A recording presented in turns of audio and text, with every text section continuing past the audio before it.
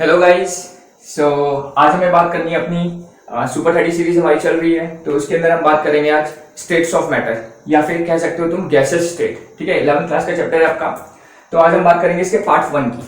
Okay, तो चलो बात करते हैं। सबसे पहला क्वेश्चन आपके पास, फर्स्ट क्वेश्चन कहते हैं gases mixture contain 56 gram nitrogen. Okay, 56 ग्राम आपके पास नाइट्रोजन प्रेजेंट है, 44 gram carbon dioxide that is CO2 and 16 gram CH4। ठीक है, ये तीन गैस आपके पास प्रेजेंट है। The total pressure of the mixture is, मतलब टोटल प्रेशर आपको गिवन है, total pressure is 720 mmHg। Okay, ये आपको टोटल प्रेशर गिवन है, आपको निकालना है पार्शियल प्रेशर CH4 का। ठीक है, क्वेश्चन में गिवन है the partial pressure of CH4 is, and you have 4 options. ठीक है, तो सबसे पहली बात पार्शियल प्रेशर कैसे निकालते हैं, तो ये बात हमने राउल्ट्स लॉ के अंदर देखी हुई है, पुराने चैप्टर सॉल्यूशन वाले चैप्टर के अंदर। तो फिर से मैं फॉर्मूला लिख देता हूं। चलो, पार्शियल प्रेशर का क्या फॉर्मूला होता है? Mole fraction into total pressure, mole fraction into total pressure. तो ये फॉर्मूला होता है पार्शियल प्रेशर का किसी भी कंपोनेंट का। जैसे सपोज एक मिक्सचर है, इसके अंदर एक डब्बा है, इसके अंदर A B C 3 टाइप के कंपोनेंट्स हैं, तो हर एक का इस सॉल्यूशन के अंदर क्या होगा, कुछ मोल फ्रैक्शन होगा। सपोज इसका मोल फ्रैक्शन x1 है, इसका x2 है, इसका क्या है x3 है। बात समझ लो, हर एक का मोल फ्रैक्शन होगा अपना। और इस पूरे सिस्टम का क्या होगा, एक टोटल प्रेशर होगा जिसको हम PT बोलते हैं। तो अगर मुझे पार्शियल प्रेशर निकालना है A का, तो पार्शियल प्रेशर ऑफ A क्या होगा, तो A का mole fraction x1 into total pressure मतलब PT। सिमिलरली PB निकाला जाएगा, PC निकाला जाएगा। PB क्या आएगा, x2 into PT and PC क्या आएगा आपका x3 इंटू PT। ठीक है, तो इस तरीके से हम निकालते हैं पार्शियल प्रेशर। तो अब हमारे पास है ये तीन, इस बार हमारा जो सॉल्यूशन है उसके अंदर ये तीन गैसेस गिवन है, 56 gram nitrogen, 44 gram carbon dioxide and 66 gram methane. आपको मोल फ्रैक्शन निकालना है, किसका, मीथेन का निकालना है, CH4 का निकालना है। ठीक है, तो सबसे पहले नंबर ऑफ मोल्स निकालने, सॉरी मोल फ्रैक्शन नहीं, पार्शियल प्रेशर निकालना है आपको मीथेन का। ठीक है, तो डेफिनेटली पार्शियल प्रेशर निकालने से पहले आपको मोल फ्रैक्शन निकालने पड़ेंगे मीथेन के। ठीक, कैसे निकालेंगे, तो नंबर ऑफ मोल्स निकालते हैं सबसे पहले। तो इन सबके नंबर ऑफ मोल्स निकालेंगे। नंबर ऑफ मोल्स का फॉर्मूला आपको पता होगा क्या होता है, वेट अपॉन मॉलिक्यूलर वेट। ठीक है, ये फॉर्मूला काफी बार आप लोग के साथ डिस्कस करा हुआ है मैंने, वेट अपॉन मॉलिक्यूलर वेट। ठीक है, तो नंबर ऑफ मोल्स निकालो इसका। तो इसके वेट देखो गिवन है 56 डिवाइडेड बाय मॉलिक्यूलर वेट कितना होगा, तो नाइट्रोजन का होता है 14, N2 का कितना होगा 28। आई बात समझ में, कितना हो जाएगा 2 जा, तो नंबर ऑफ मोल्स आ गए आपके 2, किसके, नाइट्रोजन के। सिमिलरली कार्बन डाइऑक्साइड के निकलेंगे, वेट इज 44, मॉलिक्यूलर वेट कितना होता है कार्बन डाइऑक्साइड का, 44 ही होता है, तो कितना आ गया आपका 1 आ गया। ठीक है, एंड सिमिलरली मीथेन के निकालेंगे। मीथेन का वेट 16 क्वेश्चन के अंदर गिवन है, और मॉलिक्यूलर वेट मीथेन का कितना होगा, तो 12 + 4 दैट इज 16, तो ये भी कितना आ जाएगा 1 आ जाएगा। तो यहां से आपको मोल्स पता चल गए तीनों गैस के, और जैसे ही हमें तीनों गैस के मोल पता चले, हम मोल फ्रैक्शन निकाल सकते हैं। हम तो किसी का भी मोल फ्रैक्शन निकाल सकते हैं। अभी फिलहाल मुझे मीथेन की जरूरत है, तो मैं मीथेन का निकालता हूं। तो मोल फ्रैक्शन का ही सिंबल होता है, किसका निकाल रहा हूं मुझे, मीथेन का। तो मोल फ्रैक्शन ऑफ मीथेन क्या होगा, मीथेन के मोल 1 डिवाइड बाय टोटल मोल कितना होगा 2, 1, 3 एंड 1, 4। आई बात समझ में, मोल फ्रैक्शन कैसे निकाला मीथेन का, मीथेन के मोल divide by total mole in the solution. Total mole कितने हैं, 2, 3 और 1 4, तो 1/4। ठीक है, अब बस इसको फॉर्मूले पुट कर दो। तो पार्शियल प्रेशर कितना आएगा, पार्शियल प्रेशर के लिए PP लिख रहा हूं, मोल फ्रैक्शन में निकाल चुका हूं 1/4। पार्शियल प्रेशर किसका निकाल रहा हूं मैं, मीथेन का निकाल रहा हूं, CH4 का 1/4 एंड टोटल 1/4 मोल फ्रैक्शन है जो मैंने निकाला है यहाँ पर, इनटू टोटल प्रेशर गिवन है आपको कितना 720, तो 720 हो जाएगा। इसको सॉल्व कर लो, कितना आएगा 180, तो 180 यस। तो आपको दिख रहा आंसर आपका 180 ATM आपका आंसर हो जाएगा। ठीक है, तो इस तरीके से इस क्वेश्चन को सॉल्व करते हैं। तो इसका यूज करके हम मोल फ्रैक्शन, जैसे अभी हमने पार्शियल प्रेशर मीथेन का निकाला है, we can calculate partial pressure of CO2 and N2 as well. ठीक है, इनके मोल फ्रैक्शन निकालो, टोटल प्रेशर से मल्टीप्लाई कर दो, तो उनके पार्शियल प्रेशर आपको मिल जाएगा। क्लियर है, ओके। Now next question. तो अब बात करते हैं नेक्स्ट क्वेश्चन की। तो नेक्स्ट क्वेश्चन क्या है, if 2 moles of an ideal gas at 546 kelvin occupy a volume of 44.8 litres, the pressure must be, मतलब आपको क्या निकालना है, प्रेशर निकालना है। ठीक है, तो इस टाइप के क्वेश्चंस करने के लिए जहां प्रेशर निकालना हो, टेम्परेचर निकालना हो, सबसे पहले हमें कुछ लॉस पता होने चाहिए। ठीक है, तो लॉस के बारे में मैं बात करता हूँ। अच्छा, लॉस के बारे में बात करने से पहले मैं एक बेसिक चीज लिख देता हूँ। कोई सी भी हमारी गैस होती है, कोई सी भी हमारी गैस होती है, उसके 4 पैरामीटर्स होते हैं। कौन कौन से?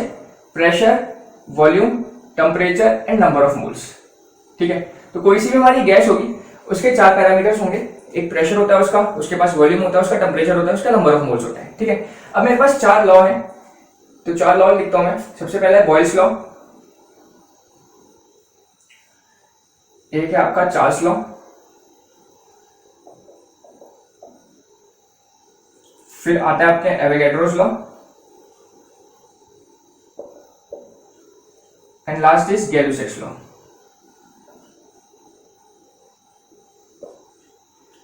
ठीक है, तो ये 4 लॉ है हमारे पास, Boyle's, Charles, Avogadro's and Gay Lussac's. ठीक है, तो क्या कहा था? तो देखो हर एक लॉ में क्या कहा गया है, किसी भी 2 कंपोनेंट के, 2 इसके पैरामीटर्स के बीच में रिलेशन बताया है और 2 पैरामीटर को कांस्टेंट रखा है, और यही बनती है इसकी डेफिनेशन। ठीक है, जैसे बॉयल्स लॉ की अगर हम बात करते हैं तो बॉयल्स ने कहा था जो प्रेशर होता है that is inversely proportional to volume, ये था इनका लॉ। तो भाई अगर 2 पैरामीटर्स ले लिए तो बच कौन से गए? ये दोनों बच गए, और ये दोनों रख दिए उन्होंने कांस्टेंट, मतलब eight constant number of moles and temperature क्या रहे होंगे इस टाइम में? कांस्टेंट रहे होंगे। और यही होती है इसकी डेफिनेशन कि जो प्रेशर होता है that is inversely proportional to volume at constant number of moles and temperature. आई बात समझ में? सिंपल सी इसकी डेफिनेशन भी है। अब पहले लॉज देख लेते हैं, इनको मैं आगे और डिफाइन कर सकता हूं, आगे और मैं डिराइव कर सकता हूं, बाद में कराऊंगा। सबसे पहले हम लॉज देखते हैं। Second is Charles law. Charles ने कहा था जो वॉल्यूम होता है is directly proportional to temperature, ये कहा था चार्ल्स ने। तो भाई वॉल्यूम, टेम्परेचर आ गए, तो बच कौन कौन से गए? नंबर ऑफ मोल्स और प्रेशर। तो number of moles and pressure क्या रहे होंगे इस केस में? कांस्टेंट रहे होंगे। ठीक है, तो चार्ल्स लॉ का स्टेटमेंट भी यही है कि volume is directly proportional to temperature at constant number of moles and pressure. ठीक है, नाउ एवोगैड्रो ने बताया था volume is directly proportional to, यहाँ volume is directly proportional to temperature था, यहाँ बताया गया था volume is directly proportional to number of moles. तो देखो इन दोनों के बीच में रिलेशन है, तो रहेंगे ये दोनों रहेंगे कांस्टेंट। क्या क्या बच गए? P एंड T क्या रहा होगा यहाँ पर? कांस्टेंट रहा होगा। तो ये है इनका स्टेटमेंट कि वॉल्यूम किसके डायरेक्टली प्रोपोर्शनल होता है? नंबर ऑफ मोल्स के at constant pressure and temperature. समझ लो कितना आसान से लॉ है, केवल आपको ये 4 पता है तो चारों के चारों लॉ याद हो जाएंगे, रटने की जरूरत नहीं है लॉस को। और लास्ट है गैलुसेक्स। गैलुसेक्स ने बोला था pressure is directly proportional to temperature, और बच कौन कौन से गए? ये दोनों आ गए, तो ये और ये बच गए, तो ये दोनों क्या रहे होंगे? Constant at constant and number of moles, eight constant number of moles and volume. ठीक है, तो यह है स्टेटमेंट। बॉयल्स ने कहा था प्रेशर इनवर्सली प्रोपोर्शनल होता है वॉल्यूम के, ये दोनों पैरामीटर यूज हुए हैं, तो ये दोनों कांस्टेंट। सिमिलरली बाकी हमने बना दिए। ठीक है, अब यहाँ पर एक चीज इंपॉर्टेंट और है, ये तो हमने सिंपल डेफिनेशंस बोल दी और लॉज क्या थे वो बता दिए, पर इनको यूज कैसे करेंगे वो आप समझो। न्यूमेरिकल्स में डायरेक्टली ऐसे यूज नहीं करा जाता है, इनको कैसे यूज करा जाता है वो समझाता हूँ। तो देखो pressure is inversely proportional to volume है। होता क्या है जनरली इन क्वेश्चंस के अंदर 2 कंडीशंस गिवन होती है। ठीक है, तो 2 कंडीशंस गिवन होने के लिए हमें क्या बनानी पड़ती है? इक्वेशंस बनानी पड़ती है।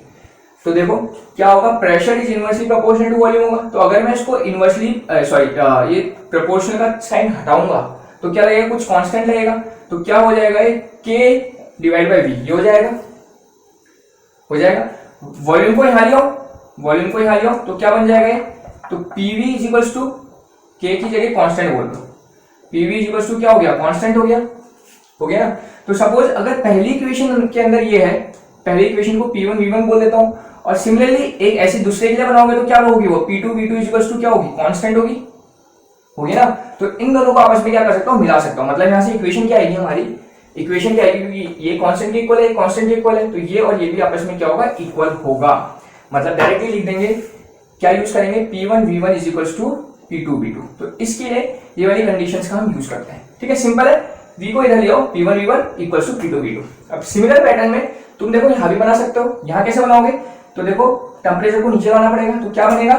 v1 अपॉन t1 बन जाएगा is equals to v2 upon t2। तो जब जरूरत पड़ेगी तो हम ये भी यूज कर सकते हैं। सिमिलरली यहाँ बन जाएगा, यहाँ क्या होगा? फिर नंबर ऑफ मोल नीचे आएगा, क्या बनेगा? v1 upon n1 is equals two similarly v2 upon n2।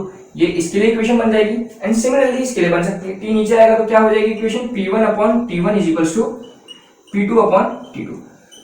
तो ये 4 इंडिविजुअल इक्वेशंस भी बन सकती है हमारी, जिनका यूज करते हैं हम न्यूमेरिकल्स के अंदर। जैसे सपोज आपको 2 कंडीशन गिवन है, एक कंडीशन के अंदर आपको वॉल्यूम और टेम्परेचर गिवन है, और दूसरी कंडीशन के अंदर आपको केवल वॉल्यूम गिवन है, आपको टेम्परेचर निकालना है। तो कौन सी लगाओगे वॉल्यूम टेम्परेचर के लिए? तो चार्ल्स लॉ तो लगा दोगे। पहले का वॉल्यूम और टेम्परेचर दोनों गिवन था, दूसरे का आपको वॉल्यूम निकालना है और टेम्परेचर गिवन है, या टेम्परेचर निकालना है वॉल्यूम गिवन है, जो भी है। तो वैल्यू सब्स्टिट्यूट करेंगे, क्रॉस मल्टीप्लाई करेंगे, आंसर आ जाएगा। ठीक है, तो डायरेक्ट क्वेश्चन बनता है, 2 कंडीशन जहां पर भी गिवन होगी तो आपको ध्यान रखना है इन कंडीशंस का, डायरेक्टली उठाओ पुट करो। ठीक है, अभी खैर हम यूज करने वाले हैं क्वेश्चंस के अंदर, तो और अच्छे से तुम्हें समझ आ जाएगा। ओके, ठीक है।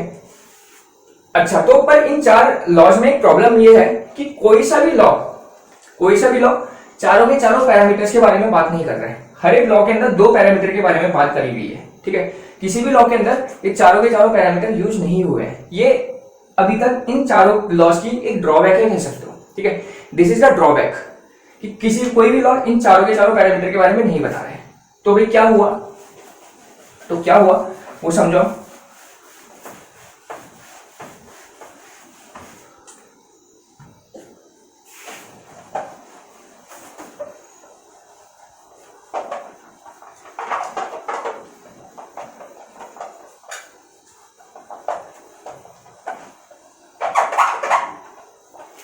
ठीक है, तो प्रॉब्लम समझ गए।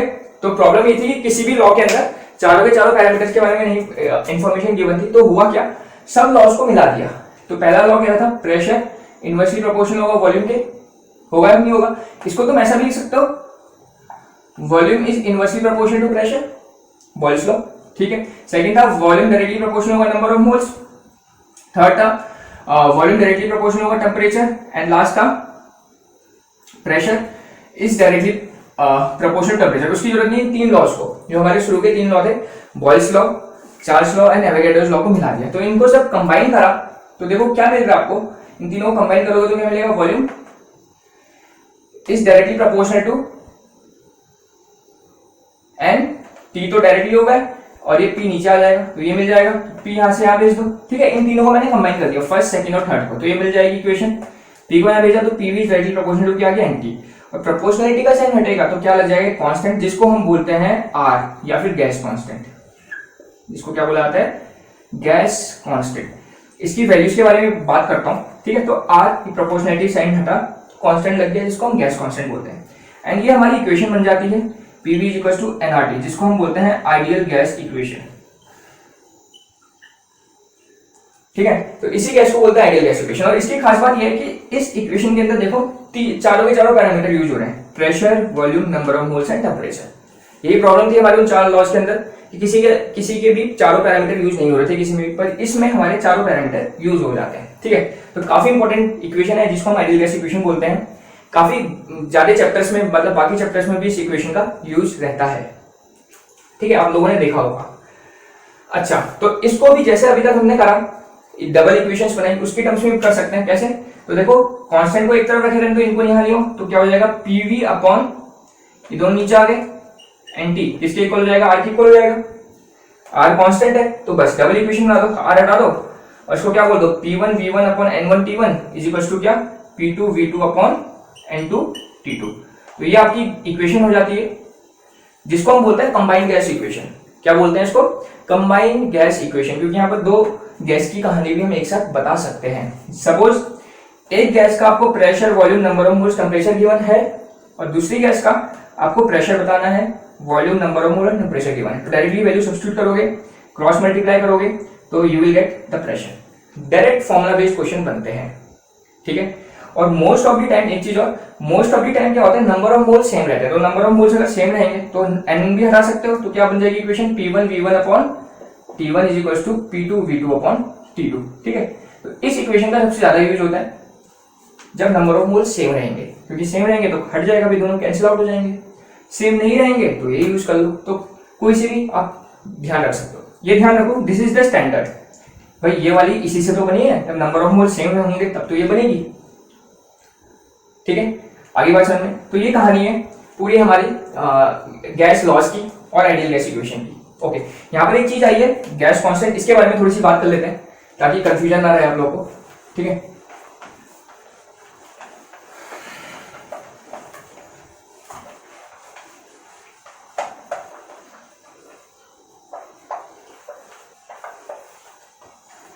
क्या है? तो देखो आइडियल गैस इक्वेशन में हमने यूज करा एक R, जिसको हम लोगों ने बोला क्या है, गैस कांस्टेंट है, ठीक है।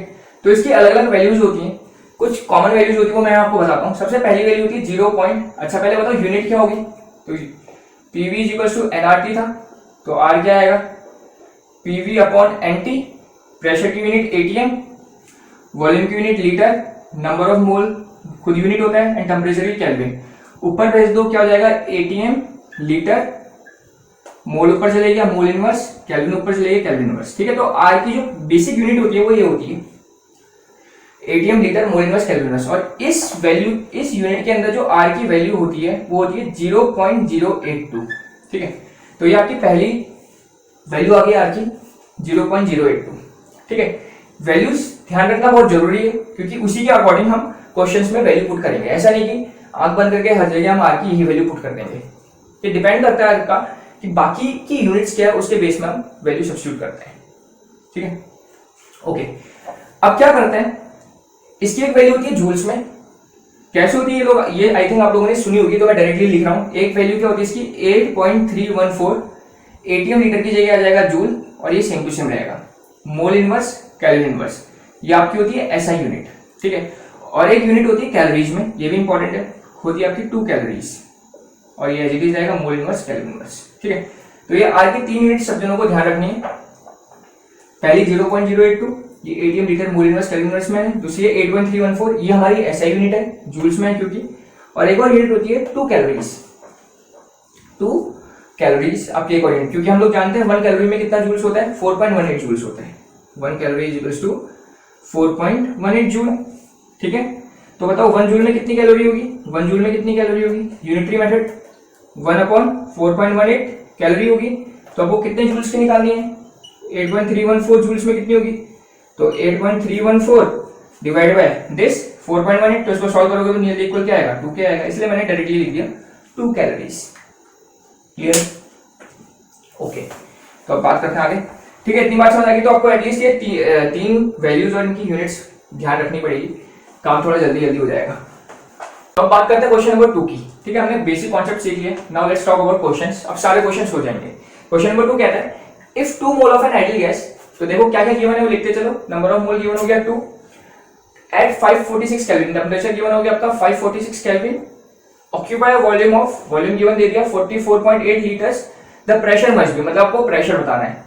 तो सबसे पहले R की कौन सी यूनिट लेंगे, तो देखो आंसर किस में गिवन है, ATM में गिवन है, और वॉल्यूम किस में गिवन है, लीटर में। तो ATM लीटर वाली कौन सी यूनिट थी R की, तो yes 0.082 litre ATM, mole inverse, kelvin inverse, ये वाली हम यूनिट लेंगे और ये वाली वैल्यू भी लेंगे। बात समझे कि कैसे पता चलेगा, क्योंकि वॉल्यूम लीटर में गिवन है और प्रेशर ऑप्शंस में ATM में गिवन है, और डेफिनेटली हमें यही वाली वैल्यू लेनी पड़ेगी। सिंपल सी कहानी है, एक सिंपल हिंट देता हूं मैं तुम्हें, जब भी प्रेशर गिवन हो या वॉल्यूम गिवन हो, ठीक है, तब यही वाली वैल्यू लेंगे। जब आपको एनर्जी वगैरह कुछ निकालनी होगी तब हम 8.314 लेंगे, ये ऐसा यूनिट बोलेगा तब हम 8.314 लेंगे, ठीक है। ओके, तो नाउ लगा दो फॉर्मूला, तो PV इक्वल क्या हो जाएगा आपका nRT, प्रेशर निकालना है उसको एक तरफ, बाकी को एक तरफ, nRT/V। n की वैल्यू कितनी है 2, R की वैल्यू क्या ली है 0. चलो यहाँ लिख देता हूँ, n की वैल्यू क्या होगी 2, R की वैल्यू कितनी होगी 0.082, टेम्परेचर कितना है आपका 546, और वॉल्यूम कितना है आपका 44.8, ठीक है। सॉल्व करते हैं इसको, 22.4 हो जाएगा, समझ लो, और कितना हो जाएगा, इसको सॉल्व कर लेंगे फर्दर 11.2, और ये कितना हो जाएगा 2 2 4 7 3, ठीक है। तो इसको हम सॉल्व कर लेंगे, तो 11.2 ये कट जाएगा, और ये तो ये नियर अबाउट 2 के आंसर 1.9 या 2 के अराउंड आ जाएगा। तो 1.9 और 2 हमें दिख ही रहा है, तो ये हमारा आंसर हो जाएगा, ठीक है। तो डायरेक्ट फॉर्मूला बेस्ड क्वेश्चन यहाँ से बनते हैं, डायरेक्ट वैल्यू फॉर्मूले में वैल्यू सब्स्टिट्यूट करोगे तुम्हारा आंसर आ जाएगा। Okay, now next question, clear है इतना? नेक्स्ट क्वेश्चन क्या है, क्वेश्चन नंबर 3। क्वेश्चन 3 क्या बोल रहा है, क्वेश्चन 3 बोलते हैं at 0 degree Celsius and 1 atm pressure a gas occupies 100 cc if the pressure is increased. Okay, तो इस बार देखो if the pressure is increase to 1.5, मतलब जो भी है ये कहानी डबल इक्वेशन वाली दे दी है, तो डबल इक्वेशन वाली दे दी तो हमें कंबाइंड गैस इक्वेशन टाइप की यूज करनी पड़ेगी, ठीक है। तो पहला है 0 डिग्री सेल्सियस में, मतलब T1 0 डिग्री सेल्सियस बोल दो, और इसको हम केल्विन में कन्वर्ट, कैलकुलेशन ध्यान रहे हमेशा हम कहां करेंगे, केल्विन में करेंगे, मतलब 273, तो कितना हो जाएगा 273 केल्विन हो गया पहला T1। एंड 1 atm प्रेशर, तो P1 दे दिया आपको कितना 1 atm P1 है, गैस ऑक्यूपाइज 100, तो वॉल्यूम दे दिया इसका V1 100 cc का मतलब क्या होता है क्यूबिक सेंटीमीटर, ठीक है। If pressure is increase to, मतलब जो नया प्रेशर होगा, मतलब P2 बोल दूं मैं, समझ लो, if pressure is increase to 1.5 time it's temperature, 1.5 का मतलब क्या हुआ 1.5, ठीक है, 1.5 टाइम्स, मतलब क्या बोल सकते हो 2 1 2 3, ऐसा बोल सकते हो, 3/2 बोल सकते हो इसको, 3/2 टाइम्स, मतलब जो इनिशियल था उसका 3/2 टाइम्स कर दिया, तो इनिशियल अगर 1 था तो फाइनल कितना हो गया 3/2 टाइम्स हो गया, 3/2 हो गया, आई बात समझ में, 3/2 टाइम्स कितने का इन P1 का, ये तो हो रहा है इंक्रीज टू 1.5 टाइम्स, उतना टाइम्स किसका, कुछ नहीं, ये तो मतलब इनिशियल का तो बढ़ाएंगे, तो 3/2 टाइम्स किसका, या तो P1 भी बोल सकते हो, 3/2 टाइम्स ऑफ P1, और P1 कितना गिवन है आपको 1 गिवन है, ठीक है, ओके। एंड टेम्परेचर T2 बोलते हैं, टेम्परेचर कितना बढ़ा दिया गया, temperature is increase by 1/3 of absolute temperature, ठीक है। अच्छा यहाँ पर दो वर्ड्स एक साथ यूज कर दिए, बहुत बढ़िया हो गया यहाँ पर आपके लिए समझने के लिए, 2 वर्ड यूज करा गया और एक बाय यूज करा गया है, यहाँ पर भी बच्चों को काफी कंफ्यूजन रहता है, सर इसका मतलब होता क्या है, तो 2 का तो मतलब होता है कि एकदम फाइनल पोजीशन, तो हमने डायरेक्टली फाइनल लिख दिया, ठीक है, इतना बढ़ा दिया गया, इंक्रीज 2 मतलब डायरेक्टली उसने क्या बता दिया, फाइनल बता दिया, और जब बाय होता है मतलब उतने से बढ़ाया है, बाय का मतलब क्या होता है उतने से बढ़ाया है, मतलब increase by 1/3 of absolute temperature, मतलब जो गिवन था, जितना गिवन था उसका कितना बढ़ा दिया, 1/3 बढ़ा दिया है, ठीक है, मतलब इनिशियल अगर T1 था, T1 से कितना बढ़ा दिया 1/3, तो मतलब प्लस 1/3 ऑफ T1, ये इसका कहना है, समझ लो, इसका कहना क्या था 1, इसको भी चलो P की टर्म्स में लिखता हूं, इन्होंने बोला 1/2 टाइम्स ऑफ P बढ़ा दिया, मतलब 3/2 क्या हो गया है P हो गया है, P1 2 में डायरेक्टली फाइनल वैल्यूज दे दिए, तो इसको हम लिख सकते हैं P1 कितना है 1, तो इसलिए मैंने इसको 3/2 लिख दिया था।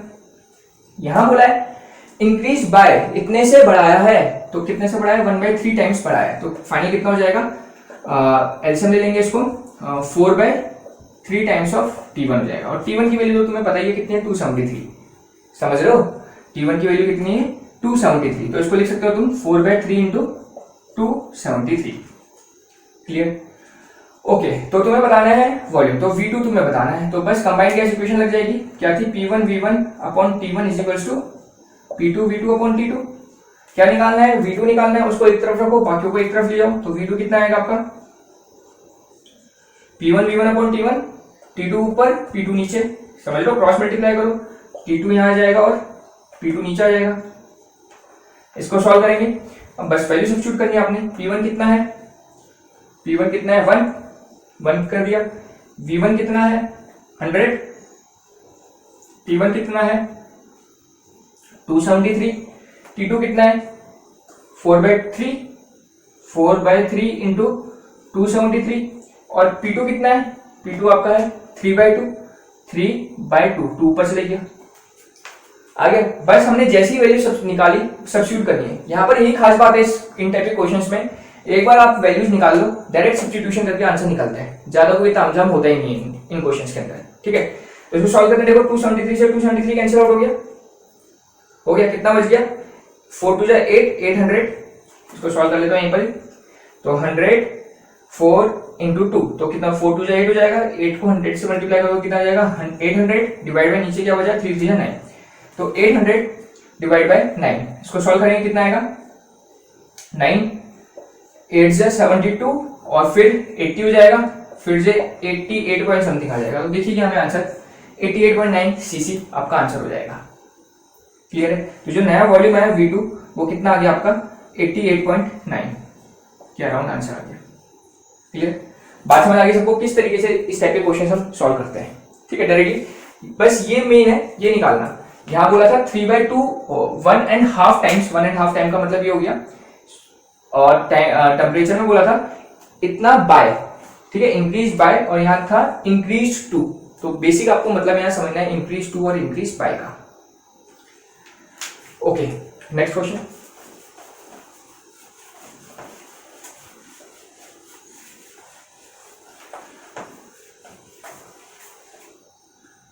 ठीक है, तो नेक्स्ट क्वेश्चन आपके लिए, नेक्स्ट क्वेश्चन है क्वेश्चन नंबर 4। क्वेश्चन 4 बोलता है two separate bulbs contain ideal gas A and B. दो बल्ब्स हैं, एक में ए है एक में बी है। Density of A is twice that of B. Okay, मतलब डेंसिटी ऑफ ए क्या है, ट्वाइस है डेंसिटी ऑफ बी, पहली चीज। दूसरा बोल रहा है molecular mass of A is half that of B, मतलब मॉलिक्यूलर मास ऑफ ए क्या है, हाफ है मॉलिक्यूलर मास ऑफ बी। समझ लो, डायरेक्ट रिलेशन बना रहा हूं मैं। और आपसे बोल रहा है what is the ratio of pressure if they place at the same temperature. मतलब टेम्परेचर आपको क्या दे दिया, कांस्टेंट दे दिया, सेम टेम्परेचर मतलब टेम्परेचर कांस्टेंट है। आपको किसका रेशियो बताना है, प्रेशर का, मतलब PA/PB बताना है, दोनों का प्रेशर का रेशियो। ठीक है, तो यही लगाएंगे। सबसे पहले इक्वेशन बनाते हैं प्रेशर की। तो क्या होती है, PV = nRT होती है। ठीक है, ये हमारी आइडियल गैस इक्वेशन होती है, पर इस बार हमें डेंसिटीज गिवन है, तो हमें इसको ब्रेक करना पड़ेगा डेंसिटी के फॉर्म में। ठीक है, तो डेंसिटी के फॉर्म में ब्रेक करने के लिए इसको नीचे लेके आओ। पहले चलो वॉल्यूम को एज इट इज रहने देते हैं। नंबर ऑफ मोल्स को ब्रेक करते हैं। नंबर ऑफ मोल्स क्या होता है, वेट अपॉन मॉलिक्यूलर वेट होता है ना, RT। वॉल्यूम नीचे लेके आओ, तो P = क्या आएगा, W/V। नीचे आ गया, यहाँ M ऑलरेडी था, और ऊपर आ गया आपका RT, ये हो गया। V को नीचे ले गया। अब तुम्हें पता है मास बाय वॉल्यूम, यही तो हमारी डेंसिटी होती है, तो इसको क्या लिख सकते हो, DRT/M बोल सकते हो डेंसिटी। ये पूरी डेंसिटी होगी, RT/M एज इट इज है। और क्वेश्चन में बोल दिया गया है टेम्परेचर तो है कांस्टेंट, और R तो वैसे ही कांस्टेंट होता है। तो जरा बताओ, अगर ये दोनों कांस्टेंट होंगे तो हमारी इक्वेशन बन जाएगी जो हमने पीछे सीखी है। क्या ये दोनों कांस्टेंट होगी तो एक इक्वेशन ये होगी, इसी की अल्टरनेट दूसरी बना दो, तो क्या बन जाएगा, D1/M1 = D2/M2। सॉरी, यहाँ पर प्रेशर भी है, प्रेशर की टर्म्स में बताना है, तो ऐसे इक्वेशन क्या बन जाएगी। चलो पहले इसको लिख देता हूँ, P/DRT/M। इतना हो गया हमारा, बात समझ लो। तो ये हो गया कांस्टेंट, तो इसको यहाँ लेके आओ, तो क्या हो जाएगा, PM/D = क्या हो जाएगा, RT हो जाएगा। समझे ना, इसको यहाँ लेके गया, इसको तो PM/D = RT। अब RT है कांस्टेंट, याद करो अगर कांस्टेंट होगा तो हम क्या बना सकते हैं, डबल इक्वेशन बना सकते हैं। इसको हटा के इसकी जगह सेम टू सेम लिख दो दूसरी कंडीशन के अंदर, PM/D। बस ये हो गया आपका PA/MA/DA, और ये हो गया PB/MB/DB। बन गई इक्वेशन। अब सॉल्व कर लो, आया, सिंपल है। जो कांस्टेंट है उसको रखो पहले एक तरफ, बाकी फिर alternate same to same equation को डबल कर दो। मतलब डबल कर दो का मतलब है जो यहाँ लिखा होता है उसी को दोबारा लिख दो, कंडीशंस एक में फर्स्ट कंडीशन, एक में सेकंड कंडीशन डाल दो। ठीक है, बस अब बन चुकी है हमें हमारी। इसको सॉल्व कर लेंगे, इसको सॉल्व करते हैं। कितना आएगा, अरे वो तो मिटा दिया, क्या था कहानी, डेंसिटी ऑफ ए थी आपकी ट्वाइस 2 डेंसिटी ऑफ बी, और सेकेंड है molecular mass of A is half of molecular mass of B. ठीक है, ये गिवन है, हमें जरूरत है, इसको हटा देते हैं, इसकी जरूरत नहीं है फिलहाल। और ये भी हमारी रिलेशन आ चुका है, तो पुट करो। पीए तो चाहिए, हमें निकालना है एमए इज द 1/2, या फिर चलो ऐसे ही करते हैं, MA is the 1/2 times of MB हो गया, ए हो गया। नीचे क्या है, डीए है, डीए क्या है 2b 2 इंटू डीबी हो गया। ठीक है, और उधर एज इट इज रख दो, PV into MB divide by dB रख दो। PA/PV निकालना, उसको एक तरफ रख लियो, PA/PV निकालना था। इधर क्या बच गया, MB/DB। MB मतलब समझ low molecular mass of B, density of B। ये दोनों ऊपर चले गए, 2 इंटू DB, ये दोनों नीचे आ गए। सॉरी, ये दोनों, ये तो एज यहाँ पर है, तो MB से MB, DB से DB, तो कितना आ गया, 4 आ गया। तो यही आपको निकालना था, ratio of PA to PV, तो क्या आ गया, 4:1 आ गया। तो 4:1 आंसर दिख रहा है, यस। तो आपका सी ऑप्शन हो जाएगा। क्लियर, ठीक है। तो बेसिक बात है, बेसिक फिर से मैं बोल रहा हूं, ये इक्वेशन बनाना समझो कि कैसे बनाते हैं। ठीक है, काम अपने आप हो जाएगा। Okay, now next question, question 5th क्या बोल रहे हैं, in order to increase the volume of gas by 10%, 10% बढ़ाना है, the pressure of this pressure of gas should be, pressure को क्या करना पड़ेगा, ठीक है, सिंपल है, किस किस के बीच में रिलेशन है, प्रेशर और वॉल्यूम के बीच में, तो प्रेशर वॉल्यूम के बीच में रिलेशन के लिए कौन सा लॉ यूज करते हैं, बॉयज लॉ। इसके लिए मैंने मैथमेटिकल एप्लीकेशंस, आपको मैथमेटिकल ऑपरेटर मैंने बताया था कैसे यूज करेंगे इसको, यहां लेके आएंगे, मैथमेटिकल एक्सप्रेशन निकालते हैं, P1 V1 is equals to P2 V2, ये यूज करते हैं, पीछे बता चुके हैं, ठीक है। तो बोल रहे हैं in order to increase the volume of gas by 10%, तो जो V2 होगा, बहुत ध्यान से, कितना होगा, 10% बढ़ाया है। सबसे पहली गलती बच्चे क्या करते हैं, V2 को बोलते हैं 10 times of V1।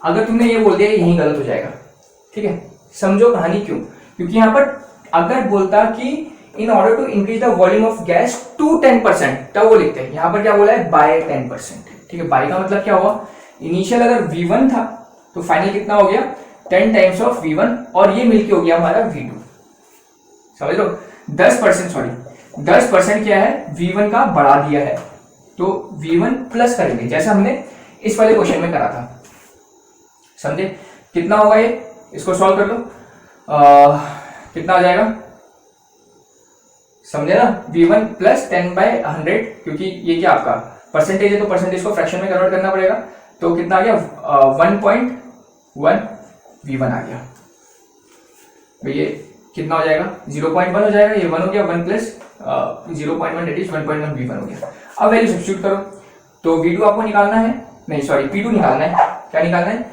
Pressure of gas should B, तो P2 का एज इट इज रहने देते हैं, V2 को नीचे लिया तो P1 V1 अपॉन V2 कर देंगे, P1 की टर्म्स में हम निकालेंगे, V1 को V1 मान लेते हैं, और V2 कितना हो जाएगा आपका 1.1 टाइम्स ऑफ V2, कितना हो गया 1.1 टाइम्स ऑफ V1, V1 से V1 कैंसिल आउट हो गया, और कितना आ गया P1, कितना आ गया 10 आ गया, तो 10/11, या फिर इसको बोल सकते हो 0.9 टाइम्स ऑफ P1, मतलब जो नया P2 है आपका that is 0.9 times of P1 है, ठीक है। मतलब क्या हुआ है, इंक्रीज, अब देखो ऑप्शंस डिक्रीज डिक्रीज इंक्रीज की टर्म्स में गिवन है, अगेन बच्चों को यहाँ कंफ्यूजन हो सकता है, सर यहाँ से हम इन टर्म्स में ऑप्शन कैसे बोलें, तो सिंपल है, 1.9 का मतलब क्या होता है, 1 से कम हुआ है, कम हुआ है ना। अब कितना परसेंट कम हुआ है, तो देखो बहुत ध्यान से समझो, अगर 1 होता, ठीक है,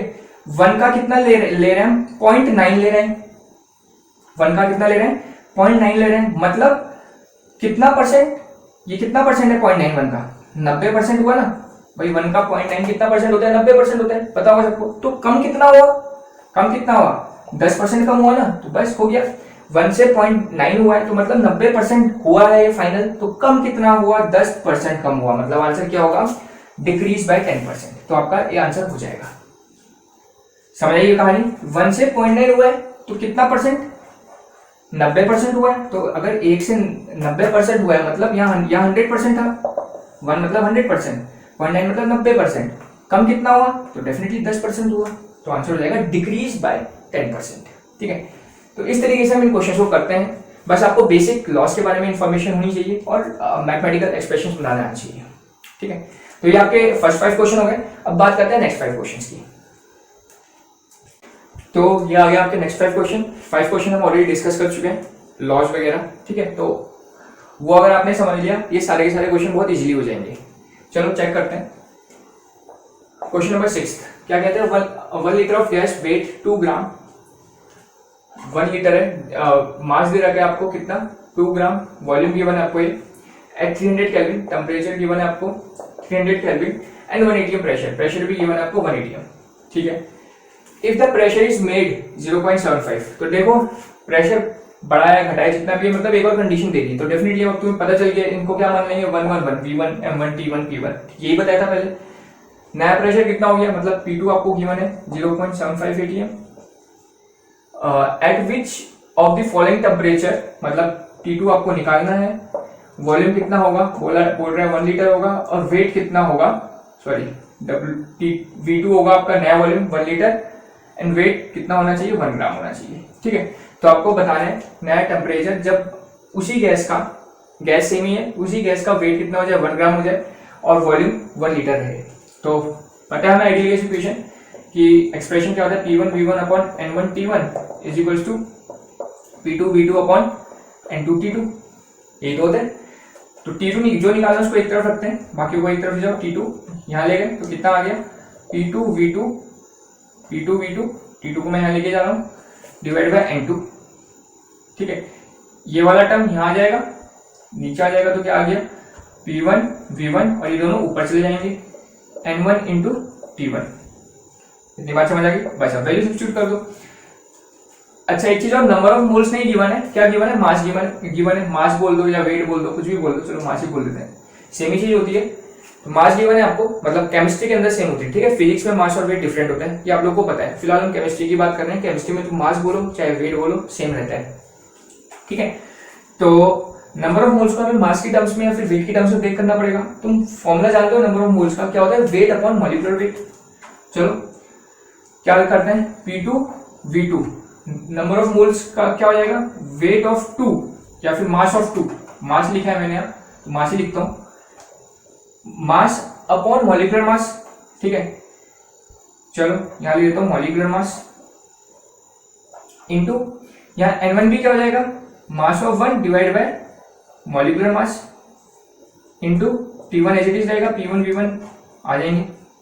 ठीक है, अब एक चीज और, गैस सेम है, जो गैस फर्स्ट कंडीशन के अंदर है वही गैस सेकंड कंडीशन के अंदर है, मतलब मॉलिक्यूलर मास दोनों का क्या होगा? सेम होगा। तो मॉलिक्यूलर मास तो कैंसिल आउट हो जाएगा इसका और इसका, समझ लो, ये नीचे आएगा ये ऊपर जाएगा तो कैंसिल हो गया, तो उसको हटा दो। अब हमारी मेन इक्वेशन होंगी P2 V2 upon M2 into M1 T1 upon P1 into V1। ठीक है, बस इसको सॉल्व करते हैं, हमारा आंसर तैयार। तो इसको सॉल्व करेंगे तो हमारी इक्वेशन भी तैयार हो चुकी है। अब वैल्यू सब्स्टिट्यूट करना है, बस आपने क्या निकालना था? T2 निकालना था, तो T2 आ जाएगा। P2 कितना गिवन था?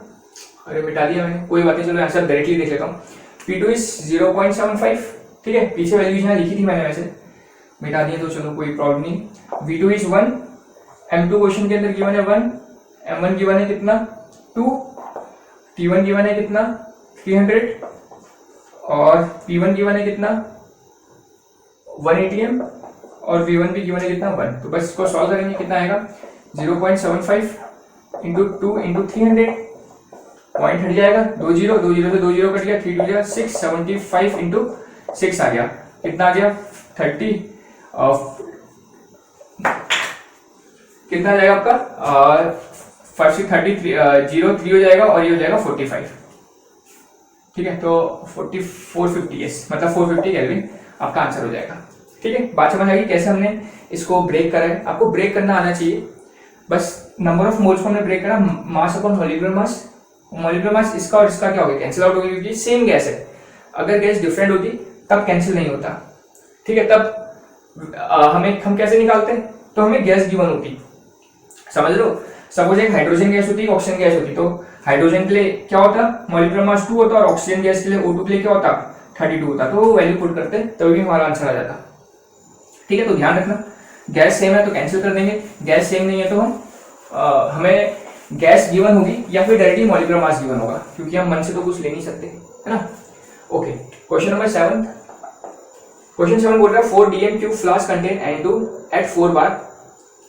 वॉल्यूम है आपको 4 DM³, इसके अंदर N2 रखा है और प्रेशर है आपको कितना 4 बार। ठीक है, बस सबसे पहले क्या करो, जो गिवन चीजें वो लिखो, तुम्हें ऑटोमेटिकली समझ आ जाएगा कौन सा फॉर्मूला तैयार होने वाला है, लगने वाला है। ठीक है, वॉज कनेक्टेड टू, अच्छा इसको हमने कनेक्ट किया है नाइट्रोजन को, कनेक्टेड टू 6 DM³ फ्लास्क, एक नया फ्लास्क है जिसका वॉल्यूम है 6 DM³ कंटेनिंग हीलियम।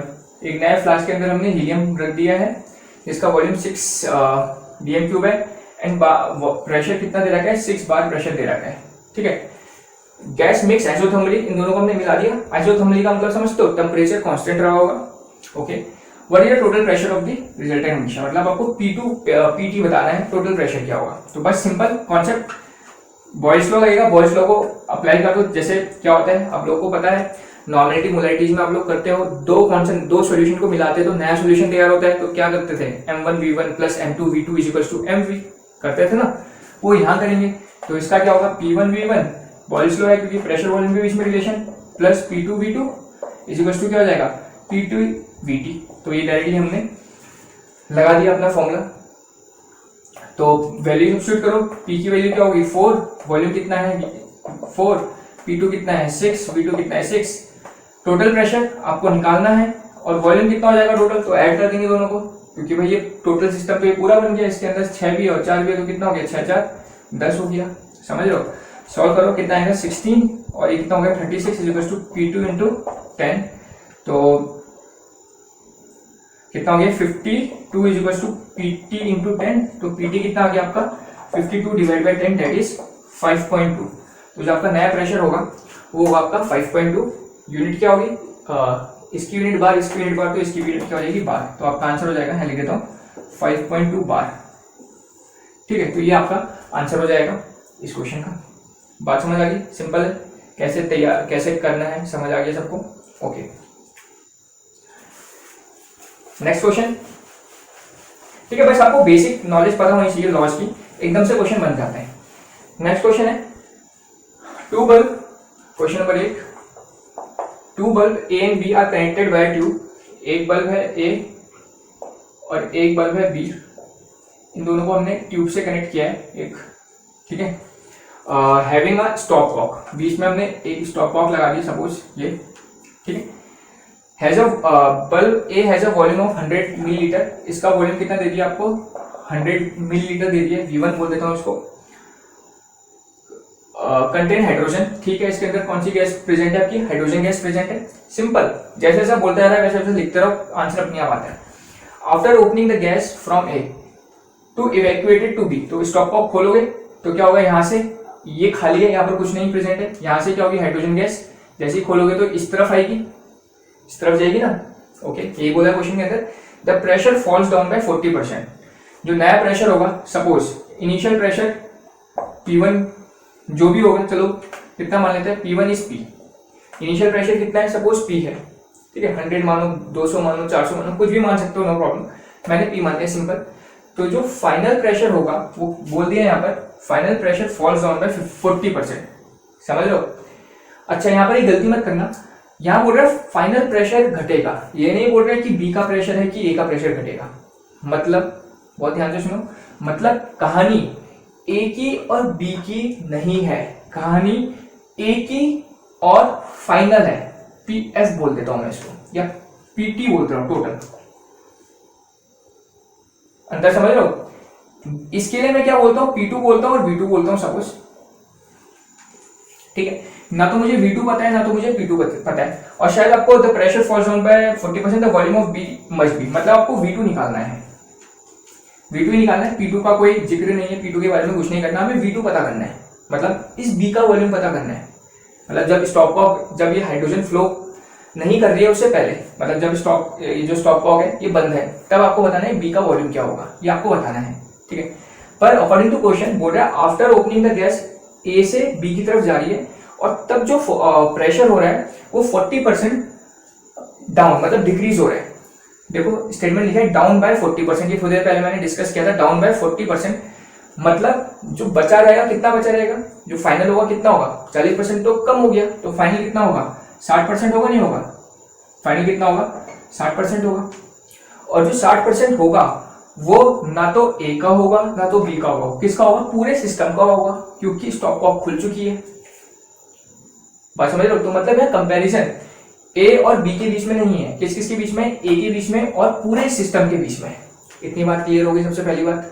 ओके, तो फाइनल प्रेशर कितना हो गया, 40% घट गया, तो ये मैंने तुम्हें बताया था 40% घट गया तो कितना बचेगा हमारा, 60% घटेगा। जैसे पीछे क्वेश्चन किया था इंक्रीज डिक्रीज बाय 10%, तो याद करो 10% घटती थी तो वैल्यू कितनी आई थी हमारी, 0.99 थी। फिफ्थ क्वेश्चन जो हमने करा था याद आ रहा है, 0.99 थी, तो मैंने बोला था क्या होता है 10% घटी है तब तो 0.99, मतलब 90% बचा रह गया, 90% की वैल्यू क्या होती है 0.9, फिफ्थ क्वेश्चन में किया था हमने। सिमिलरली अगर 40% डिक्रीज हो गया, फॉल डाउन बाय 40%, तो फाइनल कितना बचा रहेगा, तो PT में बोल सकता हूँ कितना होगा 60%, दैट इज 0.6 होगा, किसका, इनिशियल का, इनिशियल का तो घट रहा है, तो 0.6 टाइम्स ऑफ P बोल दो, इनिशियल क्योंकि P था, तो मतलब ए का सिस्टम क्या था, पी था, तो जो फाइनल हो गया पूरे सिस्टम का वो कितना होगा 0.6 टाइम्स ऑफ पी, और इसका जो टोटल वॉल्यूम होगा पूरे सिस्टम का ये कितना होगा V1 प्लस V2 होगा, V1 प्लस V2 होगा। सबसे पहली बात इतनी समझ आई कि क्या करा हमने क्वेश्चन के अंदर, क्योंकि क्वेश्चन में इन दोनों के बीच में कंपैरिजन नहीं है, गलती कर सकते हैं बच्चे डायरेक्टली इन दोनों को कंपेयर कर सकते हैं, क्योंकि जैसे ही तुमने स्टॉप कॉक खोली है अब सिस्टम ये पूरा का पूरा एक नया सिस्टम तैयार हो चुका है और कहानी मुझे उस नए सिस्टम की गिवन है, तो मुझे कंपैरिजन इसके साथ जब स्टॉप कॉक बंद है उसके साथ जब स्टॉप कॉक खुल गई है और पूरा सिस्टम तैयार हुआ है उन दोनों की कंपैरिजन करनी पड़ेगी। क्लियर? तो बस लगाओ फॉर्मूला, तो क्या होता है V1 बॉयल्स लॉ लगा दो, पता है आपको क्या है P1 V1 is equals to, इसके साथ कंपैरिजन है PT VT हो जाएगा। P1 कितना है P, V1 कितना है 100 इज इक्वल्स टू PT कितना है 0.6 टाइम्स ऑफ P और VT कितना है V1 प्लस V2 है, समझ लो ना। तो इसको सॉल्व करते हैं, P से P कैंसिल आउट हो गया, 100 divide by 0.6 is equals to V1 plus V2, 0 लग गया, कितना हो गया 6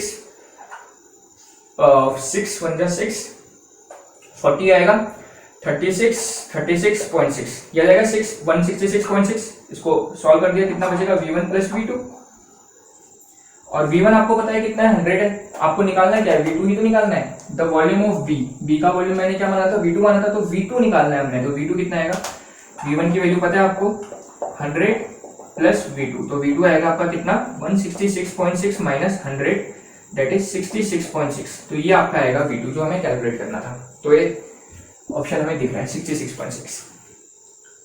क्लियर? बात समझ आ गई? तो ये गलती नहीं करनी है कि इसको इसके साथ कंपैरिजन नहीं होगा, और एक चीज और खास ध्यान रखना यहाँ पर, ये वाला जो मैं हमेशा बोलता हूँ बाय डाउन्स बाय, मतलब इतने से घटेगा, तो बताओ हम ये हमेशा क्या था कितना बचेगा, तो अगर 40% घटेगा तो बचेगा कितना 60% बचेगा ना, तो इसलिए फाइनल कितना होगा 0.6 P होगा, मतलब 60% होगा। क्लियर? ओके, तो अच्छा क्वेश्चन है काफी, तो ध्यान रखें आप लोग को इस क्वेश्चन का। नेक्स्ट क्वेश्चन, नेक्स्ट क्वेश्चन बोलता है question number 9, container A and B have same gases, दो कंटेनर है ए बी, और दूसरी बात दोनों के अंदर गैस भी सेम है, बोल दी गई है PV एंड T मतलब pressure volume temperature of A are twice of B। बहुत सिंपल, अगर इसका प्रेशर क्या है आप P मानते हो, इसका V मानते हो, इसका क्या मानते हो टेम्परेचर T मानते हो, ये क्या हो गया आपका, सपोज चलो PV ले लेते हैं, ठीक है, इसका प्रेशर PV है, इसका वॉल्यूम VV है, इसका टेम्परेचर TB है, तो आपसे बोल रहे हैं pressure volume and temperature of A are twice of B, मतलब PA कितना होगा ट्वाइस ऑफ PB होगा, VB कितना होगा ये भी ट्वाइस बोल दिया है, और TB भी कितना बोल दिया है, सॉरी TA कितना होगा ट्वाइस ऑफ TB। समझ लो, pressure volume and temperature of A is twice that pressure volume temperature of B, यही बोला है क्वेश्चन के अंदर। और प्रेशर वॉल्यूम टेम्परेचर मैंने B का ये माना था PA PB VB TB, तो इसको ट्वाइस कर दिया मैंने। आपको मॉलिक्यूल्स का रेशो बताना है, तो लगा तो फॉर्मूला सिंपल वही वाला P1 V1 upon N1 T1 is equals to क्या P2 V2 upon N2 T2। दो कंडीशंस गिवन है, यहाँ A B है तो A B मान लो, PA VA NA TA is equals to PB VB NB TB। आपको रेशियो बताना है NA बाय NB का, तो NA बाय NB क्या आएगा, तो पुट करो NA को यहाँ और NB को यहाँ, तो कितना बचेगा PA VA upon TA, NA को मैं यहाँ ले गया तो ये ऊपर आएगा TB और ये दोनों नीचे आ जाएंगे, समझ लो। NA बाय NB तुम्हें निकालना है, तो PB मतलब सिंपल क्रॉस मल्टीप्लाई, ये तो तुम समझते ही होंगे है ना। बस अब वैल्यू सब्स्टिट्यूट कर दो PA की इन सब की A की B की टर्म्स में, PA is 2 times of PB, VA is 2 times of VB and TA is 2 times of TB, और इसको एज इट इज पुट करते हैं TB PB एंड VB, तो देखो VB से VB कट गया, TB से TB कट गया, PB से PB कट गया, कितना बच गया 2 से 2B कट गया, तो कितना बच गया 2, तो NA बाय NB जो रेशियो आएगा वो कितना आ जाएगा आपका, डायरेक्टली कितना आ गया 2 आ गया, तो 2:1 दैट इज ये आपको दिख ही रहा है, तो 2 आंसर हो जाएगा। क्लियर? ओके, तो ये सिंपल क्वेश्चन है, बस आपको थोड़ा ध्यान रखना है फॉर्मुलेस का और आपका बन जाएगा।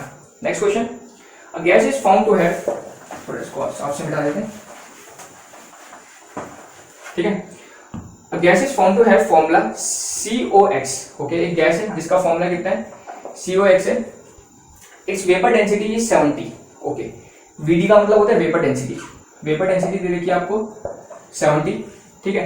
The value of x is, x की वैल्यू तुम्हें बतानी है, इतनी बात समझ आ गई। तो देखो x की वैल्यू कैसे निकालते हैं, तो ये मतलब कितने टाइम्स होगा, ठीक है, कितने टाइम्स होगा उसके लिए आप लोग को सिंपल सी कहानी है भाई। ये क्या होगा, इसका पूरा मॉलिक्यूलर वेट होगा ना। देखो अगर मैं बोलता हूं मॉलिक्यूलर वेट, ये किसके बराबर होगा, इसका जो वेट होगा, वेट इसका इनटू क्या कर दें, x कर देंगे, समझ लो, वही तो पूरे इस मॉलिक्यूल का वेट होगा। जैसे सपोज एग्जांपल है H2 है, ठीक है। अभी इसका मॉलिक्यूलर वेट कितना है, इसका मॉलिक्यूलर वेट कितना है हम जानते हैं कितना है, H2 नहीं, हम लेते हैं सपोज NO लो, चलो ठीक है। तो NO का मॉलिक्यूलर वेट बताओ कितना है। अभी तो नाइट्रोजन का पता है आप लोग को कितना होता है, 14 + 16, समझते हो। नाइट्रोजन का कितना होता है 14, ऑक्सीजन का कितना होता है 16, तो कितना हो जाएगा 30 हो जाएगा, ठीक है। बाय द वे यहाँ पर 2 हो, यहाँ पर क्या हो 2, तो क्या करोगे भाई, इसको 2 से मल्टीप्लाई तो करोगे, तब जो नेट मॉलिक्यूलर वेट आएगा वो कितना आएगा, 60 आएगा, नहीं आएगा 60 आएगा, नहीं आएगा। आई बात समझ में। तो सिंपल वही बोल रहा हूँ, तो मॉलिक्यूलर वेट होता है किसी भी कंपाउंड का, वो इसका वेट जो भी गिवन होता है इनटू x होता है, बस कहानी खत्म। तो x की वैल्यू कैसे आएगी, molecular weight divide by weight, और यहाँ किसका वेट लिया गया है, तो वेट ऑफ CO, ये हो जाएगा फॉर्मूला, ठीक है। तो ये ध्यान रखना है आपको भाई, टोटल करोगे तभी तो मॉलिक्यूलर वेट निकलेगा। और वेपर डेंसिटी अगर गिवन होती है तो हमें मॉलिक्यूलर फॉर्मूला का रिलेशन पता होता है, molecular weight is equal to 2 into vapour density, 2 into vapour density कितनी है 70। तो ये वाला फॉर्मूला जिसको नहीं पता वो नोट कर ले, मॉलिक्यूलर वेट कितना होता है 2 इंटू वेपर डेंसिटी, कितना हो गया 140, तो 140 उठा के पुट करो इस फॉर्मूले में, तो x इक्वल टू कितना हो जाएगा, मॉलिक्यूलर वेट निकल गया 140 वाले फॉर्मूले में, divide by weight of CO, CO का वेट निकाल सकते हैं, कार्बन का 12, ऑक्सीजन का 16, तो कितना आ गया 28, तो इसको 28 यहाँ पुट कर दिया। सॉल्व कर लेंगे, कितना आएगा, सॉल्व करते हैं, 14 1 0 14 2 और 2 5 10, तो मतलब x की वैल्यू कितनी आ गई आपकी 5 आ गई, ठीक है। तो x की वैल्यू 5 दिख रही है, यस, तो हमारा C आंसर हो जाएगा। क्लियर है, ठीक है। तो किस तरीके से करेंगे बात समझ आ गई। सिंपल आपको ये ध्यान रखना है कि वेट इंटू x होता है मॉलिक्यूलर वेट, और यहाँ मैंने प्रूव भी कर दिया इस चीज को, ठीक है। तो ये आपके हो गए 10 क्वेश्चन। तो अब हम नेक्स्ट पार्ट में मिलते हैं, पार्ट 2 के अंदर, उसमें हम 10 मोर क्वेश्चन डिस्कस करेंगे। तब तक आप लोग प्रैक्टिस करो। Thank you.